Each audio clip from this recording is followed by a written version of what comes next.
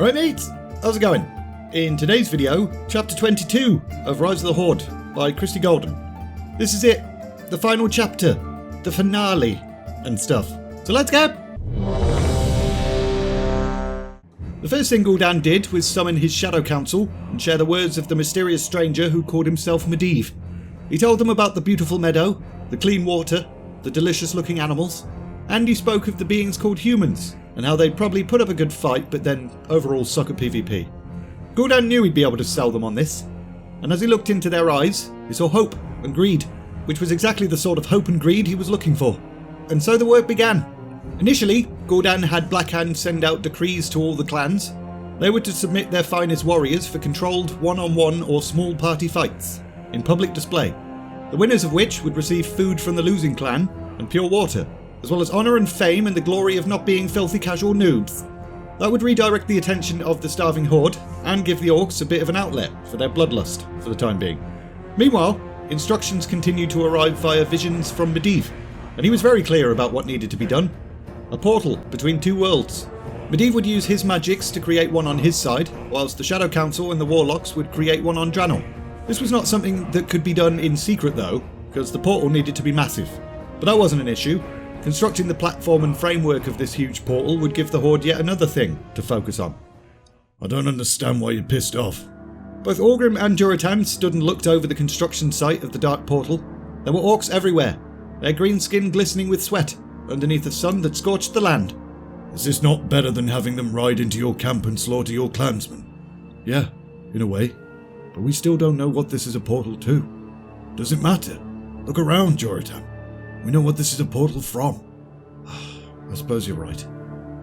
I've been meaning to ask, why did you refuse the draft Gul'dan offered? Why did you? There was something not right. I didn't like what I saw it doing to the others. Durotan then shrugged, hoping his friend would not press the point further. And you had the same insight I did. Durotan didn't see any point in revealing what he knew. He'd managed to protect his people from the horrors of drinking demon blood. He'd asserted himself to Gul'dan, and so far, there'd been no repercussions for that, so there was no need to dwell on it. I fight today. Will you be there? I know you do this not for glory but for your clan. You fight to win them food and water, but I will not show my face at these displays. Orcs should not be fighting orcs, not even in ritualized combat. You've not changed, Durotan. Still ever afraid of me defeating you? You wish.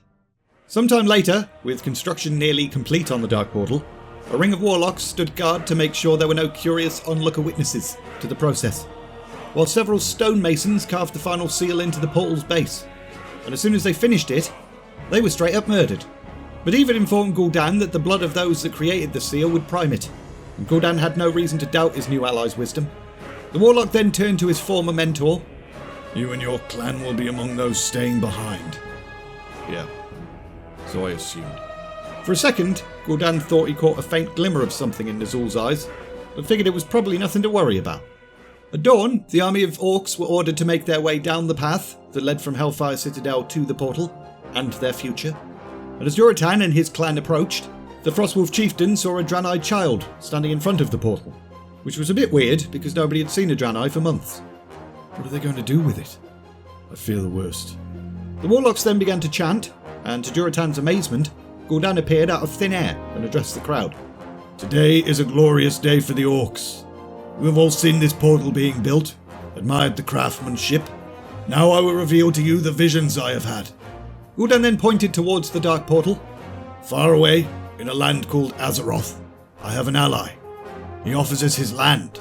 It is green and lush. A race called humans, the enemy of our ally, will try to stop us, but we will destroy them, as we have destroyed the Draenei. The crowd cheered, but Draka shook her head in disbelief. How can they still feel this way? Can they not see this new land will suffer as ours has? I agree, but there's no choice, Draka. We need food, water. We must go through this portal. Draka sighed. She saw the logic, but she hated it. Even now, our ally is working to open the portal on his side, and so too will we. Gul'dan then gestured to the little Draenei captive. Blood is a pure offering to those who give us these vast powers, and the blood of a child is purer still. With the life fluid of our enemies, we will open the portal, step into a glorious new world. A new page in the history of the Horde. Gul'dan then approached the bound child and raised his jeweled dagger. No! The word came rushing out of Joritan's mouth before he could stop himself. As much as he had literally just said they needed to go through the portal, he knew deep down that nothing good could possibly come from something that required the sacrifice of an innocent child. However, before any major consequences could occur, a sudden horrific sound filled the air. The dark portal was now well and truly open. It was a black swirling mass, filled with stars, almost as if one were looking into a night sky gone mad. But the blackness then shimmered and reformed itself into a scene that both startled and puzzled everyone. Gul'dan had promised a lush green world, but this definitely wasn't that. It was a misty, ugly, depressing swamp. Unhappy murmurs ran through the crowd. Didn't look much better than their own land, to be honest. But Gul'dan waved his arms for silence, desperately trying to hide the look of shock on his own face. This place does not look as inviting as I was... You! Gul'dan then pointed at 24 fully armoured orcs at the front of the army. You've been chosen to be the first to investigate this new land.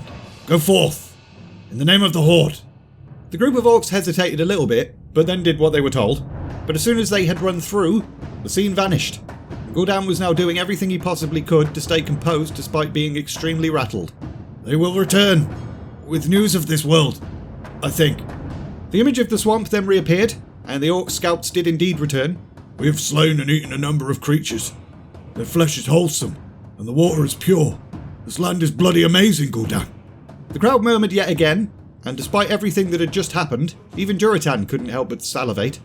He hadn't eaten for 2 days. But Joritan then made direct eye contact with Gul'dan, and the warlock's eyes narrowed in a way that basically said, You and your clan are needed, otherwise I would order your execution right now, you bastard. Looked like Joritan's defence of the Draenei child would not be forgotten. Gul'dan then returned his gaze to the wider crowd of orcs and took a deep breath. This is the moment of destiny. On the other side, a new beginning awaits. A new enemy to slaughter. You can feel it, can you not? The bloodlust rising. Follow Blackhand. Listen to his orders. And you shall rule this new world as is your right. And with that, the army surged forward, entering this new world called Azeroth. The end. And we're leaving it there! So for the sake of completion, I will do the epilogue, but this story is finished now. There's a little thrall bit which has more to do with the Burning Crusade expansion than anything else. I'll try and get the supercut done ASAP, so for anyone that's interested in watching this like one big movie, you should be able to do that fairly soon. And then after that, we'll get started on The Last Guardian. Link in the description if you're interested in buying the book, as well as for my Discord and my Patreon too. If you enjoyed this video, like, subscribe, all of that bollocks. And all that's left to say is, thanks for watching, and see ya!